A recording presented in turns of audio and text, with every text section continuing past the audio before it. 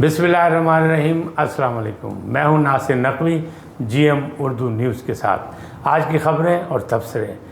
नाज़रीन, सबसे पहली जो ख़बर है वो एक अफसोसनाक ख़बर है कि हमारे मारूफ कंपेयर अरशद शरीफ साहब को कीनिया के शहर नैरोबी में कत्ल कर दिया गया।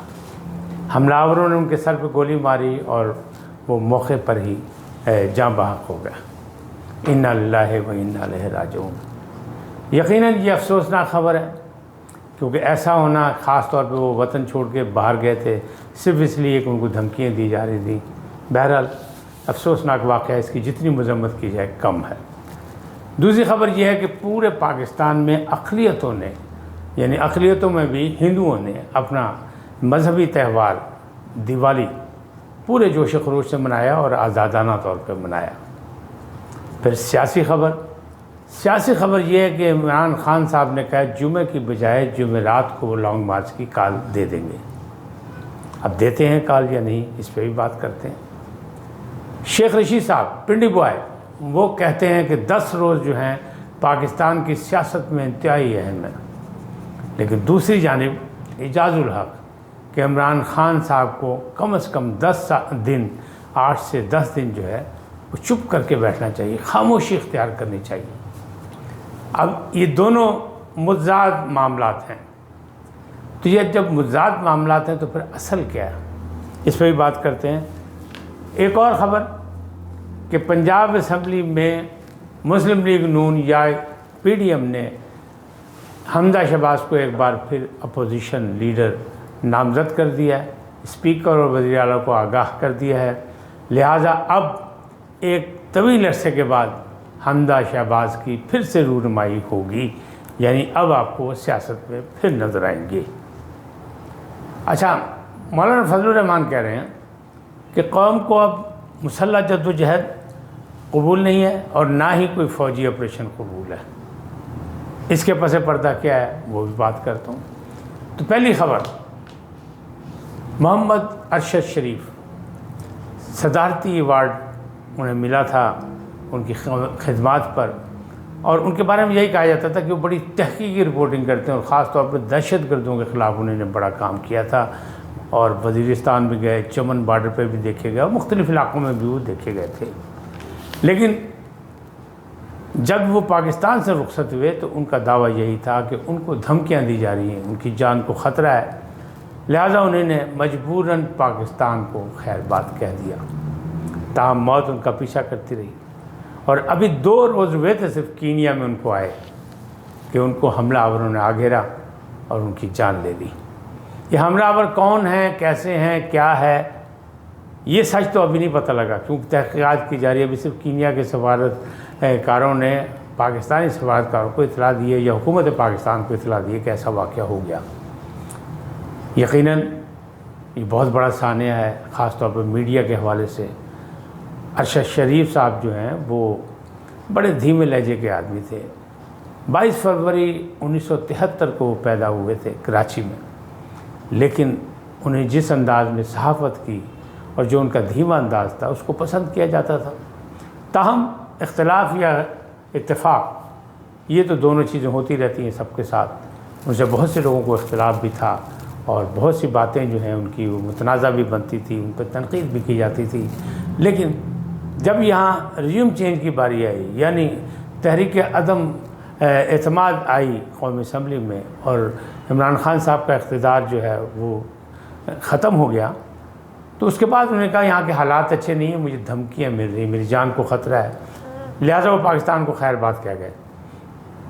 अब ज़्यादा अरसा नहीं गुजरा था, वो बाकायदा एक चैनल के साथ, निजी चैनल के साथ वाबस्ता थे। पैनल आप प्रोग्राम को भी तरतीब दे रहे थे और चंद दिनों बाद उन्हें एक नया प्रोग्राम भी करना चाह रहे थे, लेकिन उनकी ज़िंदगी का ख़ात्मा हो गया।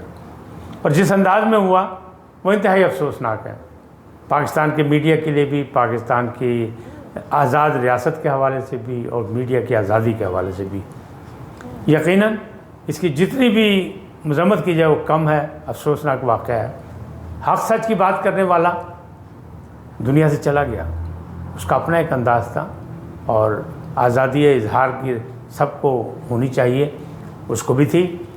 لیکن اس پہ جب قدغن لگی تو اس نے سوچا کہ یہاں کا ماحول اچھا نہیں، لیکن اس طرح زندگی کا خاتمہ کر دینا کسی کا وہ اچھا نہیں ہے۔ بہرحال جو ہوا اللہ ان کے درجات بلند کرے، اور ان کی والدہ محترمہ جو کہ پریشان ہیں اور وہ کہہ رہی ہیں حکومت سے کہ جلد از جلد ان کا جست خاکی جو ہے پاکستان لایا جائے، اس کے انتظامات کیے جائیں، یقیناً یہ ان کا حق ہے۔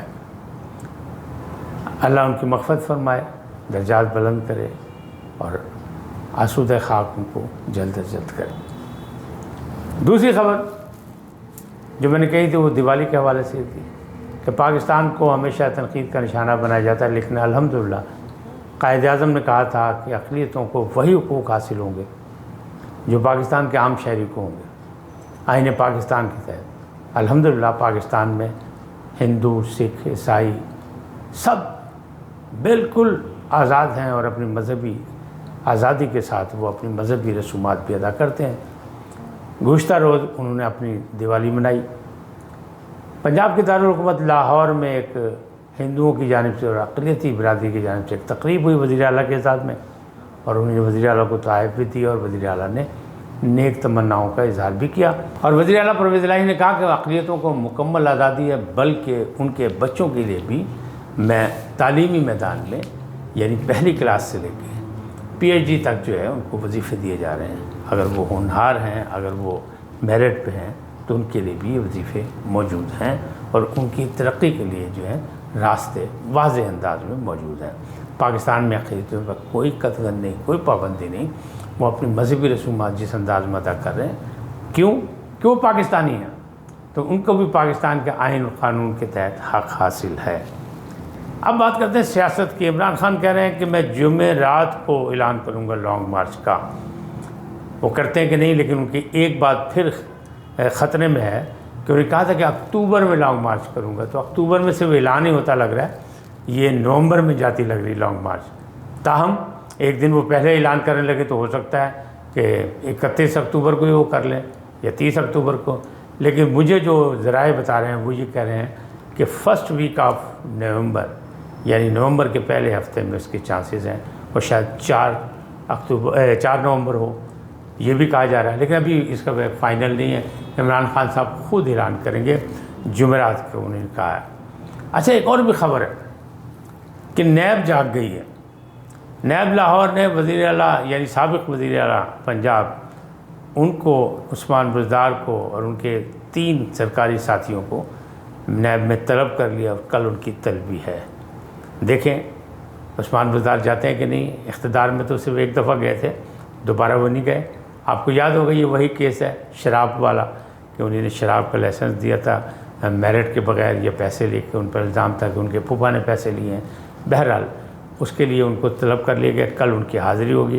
دیکھنا یہ ہے کہ وہ ضمانت کرا کے وہاں جاتے ہیں یا بغیر ضمانت کے جاتے ہیں، اور پھر کون کون وہاں جاتا ہے کہ وہ 3 افسران بھی ہیں سرکاری، ان میں سے کون کون جاتا ہے اور کون کون نیب کے گیٹ سے واپس آتا ہے، یہ بھی ایک سوالیہ نشان ہے۔